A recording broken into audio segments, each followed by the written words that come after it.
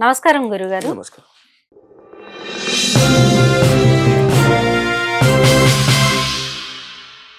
శ్రీశైలం ఆలయం విషయానికి వస్తే చాలా మంది వెళ్ళి దర్శించుకుంటారు, వచ్చేస్తుంటారు. అసలు దర్శనం అనేది ఎలా చేసుకుంటే మనకి ఫలితం వస్తుంది, దేవుణ్ణి ఎలా మొక్కే విధానం ఉంటుంది, అది ఎలా చేయాలంటారు? శ్రీశైలం విషయానికి వచ్చేస్తే మనము జ్యోతిర్లింగాల్లో శ్రీశైలం ఒకటి. అదే విధంగా శ్రీశైలంలో ఇంకో ప్రత్యేకత ఏమిటి అంటే, మనం దేశంలో ఎక్కడ ఉన్నా సరే, కాశీలో ఉన్నా, కేదార్నాథ్ లో ఉన్నా, ఎంత పెద్ద జ్యోతిర్లింగంలో ఉన్నా, ఎంత పెద్ద అష్టదశ శక్తిపీఠాల్లో ఉన్నా కూడా సంకల్పం అనేది ఉంటుంది. ఆ సంకల్పంలో శ్రీశైలస్య వాయువ్య దిగ్భాగే, శ్రీశైలస్య ఈశాన్య దిగ్భాగే, శ్రీశైలస్య దక్షిణ దిగ్భాగే అంటే శ్రీశైలంకి మనం ఏ దిక్కున ఉన్నామో చెప్పుకొని పూజ చేసుకుంటాం. అది ఏ జ్యోతిర్లింగమైనా పర్వాలేదు, ఏ స్థలంలో ఉన్నా సరే.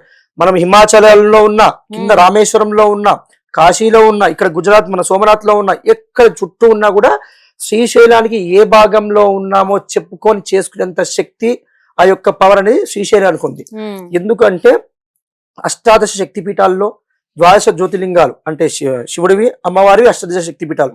అమ్మవారు అయ్యవారు కలిసి ఒకే దేవాలయ ప్రాంగణంలో ఉన్న స్థలం ఏదైనా ఉందయ్యా అంటే అది శ్రీశైల మహాక్షేత్రం అనమాట.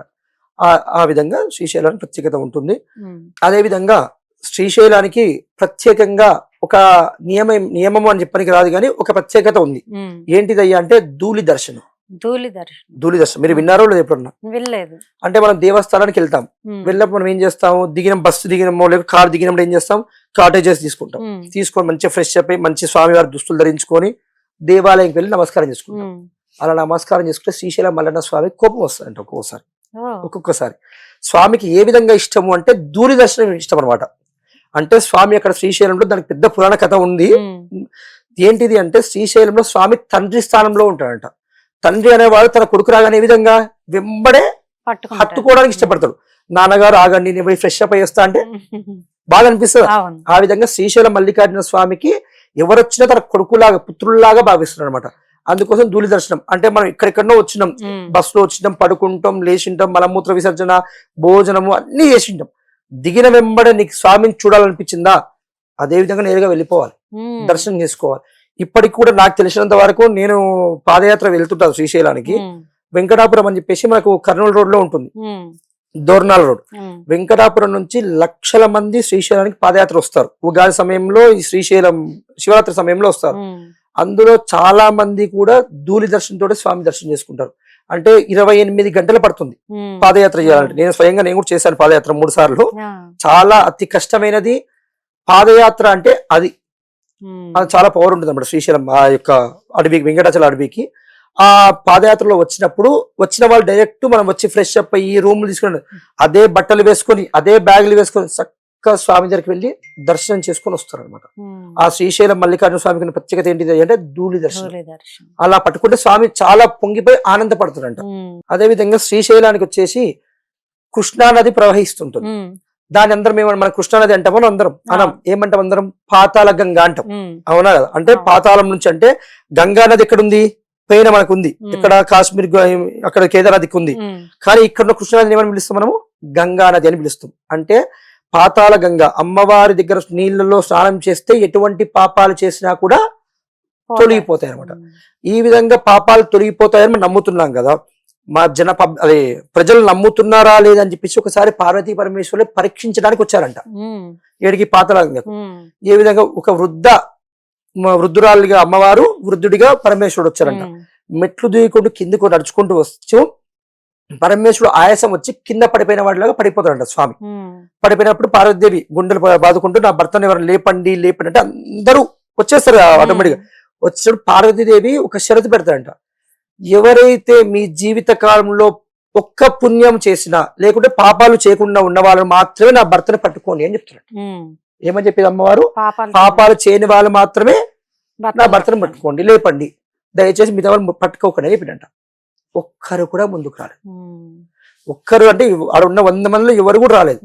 రానప్పుడు ఒక వ్యక్తి మాత్రం వచ్చి ఆయన లేపడానికి వెళ్తాడంట.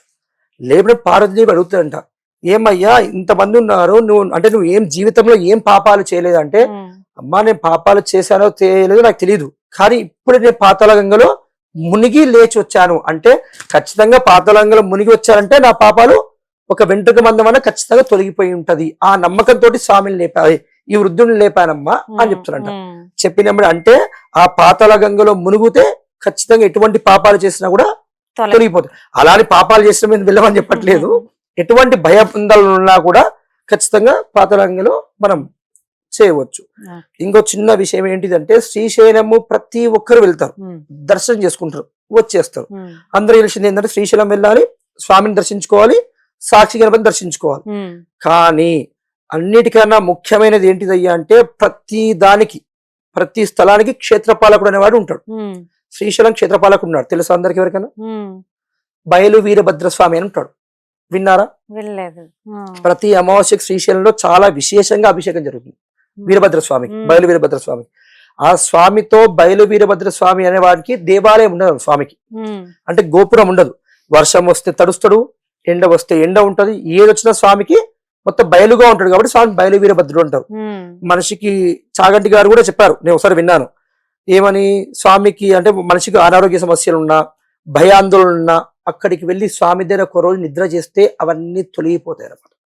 ఇంకోటి శ్రీశైలం మల్లికార్జున స్వామి దర్శనం చేసుకుంటే ఎంత పుణ్యం వస్తుందో తెలియదు, కానీ ఈ బయలు వీరభద్ర స్వామి ఖచ్చితంగా దర్శనం చేసుకుంటేనే పుణ్యం వస్తుంది. ఈయన దర్శనం చేసుకోకుండా వచ్చామంటే శ్రీశైలం యొక్క యాత్ర పరిపూర్ణత కాదు. మనం వెళ్తాము, స్వామిని దర్శనం చేసుకుంటాము, సాక్షి గణపతి మొక్కేసి వస్తాం, అవునా? కానీ ఖచ్చితంగా మీరు నెక్స్ట్ టైం వెళ్ళినప్పుడైనా సరే బయలు వీరభద్ర స్వామిని దర్శనం చేసుకొని వచ్చే ప్రయత్నం చేయండి. స్వామి యొక్క ఆకారం కూడా చాలా బ్రహ్మాండంగా ఉంటుంది స్వామి. ఆ విధంగా అక్కడికి ఎవరైనా వెళ్ళవచ్చు, నమస్కారం చేసుకోవచ్చు, రావచ్చు. ఇప్పుడు ఈ ఆలయం ఒకటి చెప్పారు, బయలు వీరభద్ర స్వామి. ఆయన ఆలయం ఎక్కడ ఉంటుంది గురుగారు? శ్రీశైల దేవస్థానం ముఖద్వారం ఉంది కదమ్మా, అందరు దీపాలు వెలిగిస్తారు. ఆ దీపాలు వెలిగించిన దగ్గర నుంచి దేవాలయం ఎదురుగా నిలబడితే ఎడమ దిక్కు చక్కగా వచ్చామనుకోండి, అప్పుడే మనకు అక్కడ స్వామి కనిపిస్తాడు అనమాట.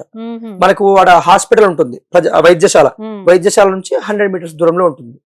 అక్కడ మీరు ఇడ్లీ కొట్టు వాళ్ళు ఉంటారు, వాళ్ళని అడిగినా మీకు చెప్తారు. శ్రీశైలంలో ఉన్న ఎవరిని అడిగినా బయలు వీరభద్ర స్వామి అంటే ప్రతి ఒక్కరు చెప్పేస్తారు. స్వామికి గుడి అట్లా ఏం ప్రాంగణం అలా ఉండదు, మంచి విశాలంగా స్వామి ప్రశాంతంగా ఉంటాడు స్వామి. అక్కడ కర్ణాటక వాళ్ళు చాలా మంది వచ్చి నిద్ర కూడా చేస్తారు అనమాట. మనిషికి ముఖ్యంగా రక్తానికి సంబంధించిన వ్యాధులు ఎవరైనా ఉంటే అక్కడ నిద్ర చేస్తే ఖచ్చితంగా అది తొలగిపోతాయని ఎప్పటి నుంచో శాస్త్ర వచనం కూడా ఉందన్నమాట. దేవాలయానికి కుడి పక్కలో ఉంటుంది మనకు, బయట ప్రాంగణం. మంచిది.